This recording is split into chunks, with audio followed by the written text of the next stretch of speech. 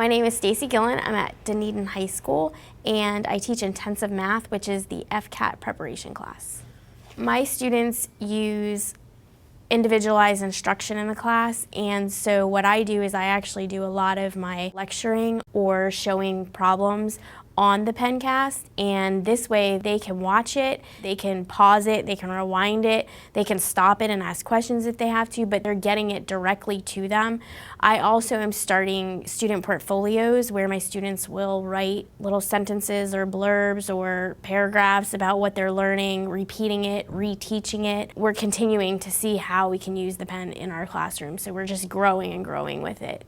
We're going to start with location. You're going to hit record. Okay, here's a little beep, so that means it's recording. So if you'll write on top of your paper, page 142. Prior to Pencast, I was using just strictly PowerPoints, and they weren't getting the interaction from the PowerPoints that they're getting from the Pencast. So a lot of them prefer them. Using them, the kids love it because they just think it's the neatest tool that it's actually recording what they're saying and what they're writing. So I'm getting the majority of students really, really enjoy the Pencast. You can flip to the front of your book, and there's actually a calculator there. Divided by 15 equals, and if you look right on your pen, what does it say? 0.22. And that's your answer, 0.22.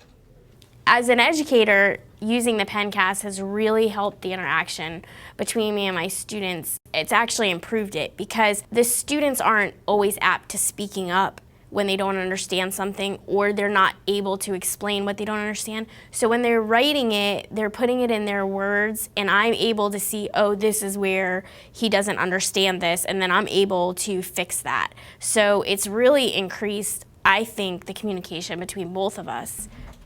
Now I'm on the Moodle site where we get all of our, all of our assignments and stuff. Well, to get to the podcast, I'm just gonna click on 4-1 key concepts, and it just brings me up to my Livescribe. I'm going to hit play, and then it just starts from the beginning. Mrs. Gillen, and this is your key concept. And you just copy down what she says as it's going along. If I don't know, if she went too fast or whatever, and I wasn't paying attention or something like that happened, I can just click this and it'll go, but not really often because she keeps up with a pretty good pace, and it's pretty easy to follow along. What we used them for last semester was strictly for re-explaining what they were just taught, and when they re-explained it, I was able to see what they understood and what they didn't understand, and so we were able to go back and fix what they didn't understand, and I did see those students' grades increase very much so. So I thought it was a really good tool for me and for them.